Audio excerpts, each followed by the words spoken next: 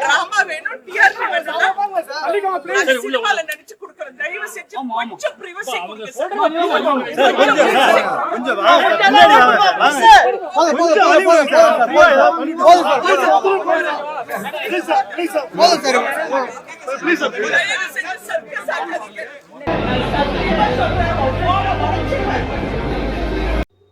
தமிழ் திரையுலகில் முன்னணி நடிகரும் இயக்குனருமான பாக்யராஜ் அவர்கள் இன்னைக்கு திடீர்னு உடல்நலை குறைவால் இறந்து போயிருக்க சம்பவம் ஒட்டுமொத்த திரையுலகத்தையும் அதிர்ச்சியில் ஆழ்த்திருக்கு அப்படின்னு தான் சொல்லணும்.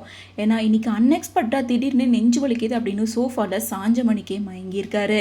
அவரை ஹாஸ்பிட்டலுக்கு எடுத்து போய் ட்ரீட்மெண்ட் பார்த்துருக்காங்க. இருந்தாலும் ட்ரீட்மெண்ட் ஃபெயிலியர் ஆகி அவர் இன்னைக்கு இறந்து போயிருக்காரு. அவரோட உடலுக்கு அஞ்சலி செலுத்துகிற விதமாக பல பிரபலங்கள் அண்ட் நிறைய மீடியா பீப்புள் அப்படின்னு சொல்லி பலருமே பாக்யராஜ் வீட்டில் குவிய ஆரம்பிச்சிருக்காங்க.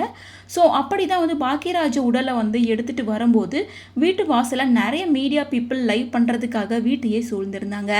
அவரை கொண்டு வந்திருந்த வேன்லேருந்து அவரோட உடலை கீழே இறக்கக்கூட விடாமல் கேமரா வச்சு சூழ்ந்ததால் அங்கே இருக்க எல்லார்கிட்டையும் ராதிகா சரத்குமார் தயவு செஞ்சு எல்லாரும் விலகி இருங்க அப்படின்னு சொல்லி கேட்டுக்கிட்டு இருக்காங்க. இருந்தாலும் எல்லாருமே ஆம்புலன்ஸை சுற்றி வந்ததால் அந்த இடத்துல பரபரப்பு ஏற்பட்டுருச்சு. அவரோட உடல் வேன்லேருந்து வீட்டுக்குள்ளே கொண்டு போக முடியாத சூழல் ஏற்பட்டிருக்கு. கண்ணீர் விட்டு கதறி அழுதி ராதிகா சரத்குமார் கேட்டதுக்கு அப்புறமாவும் அங்கேருந்த கூட்டம் களையவே இல்லை.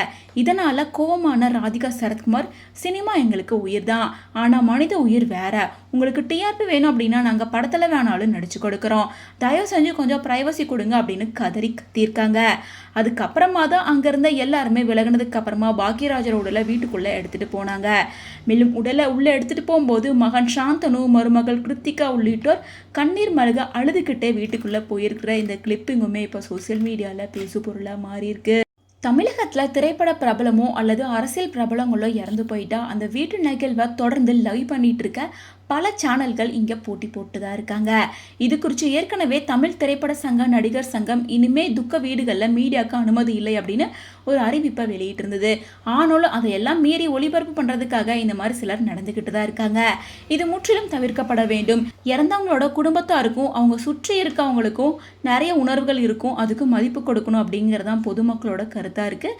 ஸோ இதை பற்றி உங்களோட ஒப்பீனியன் என்ன அப்படின்றத கமெண்ட்ஸ் மூலமாக ஷேர் பண்ணுங்கள்.